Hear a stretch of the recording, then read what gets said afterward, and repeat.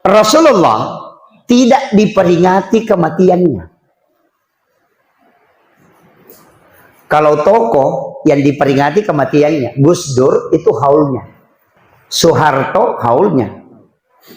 Semua orang hebat yang ada di dunia yang diperingati kematiannya, bukan kelahirannya. Tapi Rasulullah diperingati kelahirannya, bukan kematiannya. Tidak ada yang memperingati kematian Rasulullah. Kenapa? Itu pesan bahwa Rasulullah tidak pernah wafat untuk umatnya. Semua orang yang wafat itu menggunakan nama almarhum, menggunakan pakai kaidah almarhum atau almarhumah kalau perempuan. Tapi satu-satunya manusia yang tidak pakai almarhum hanya Rasulullah. Dia menggunakan kalimat al-Mustafa. Jadi tidak ada orang kirim Fatihah ke Nabi itu mengatakan ila arwahi Muhammad sallallahu alaihi wasallam, tidak ada. Tapi dia mengatakan ila hadratin nabiyil Mustafa.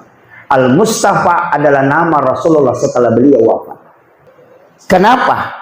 Karena Rasulullah sallallahu alaihi wasallam itu ketika disalami justru bukan salam terpisah, tapi salam muhatab. Tidak ada jarak yang mengucapkan salam dan yang disalami. Makanya ketika kita mengucapkan salam kepada Nabi, menggunakan kalimat alaika.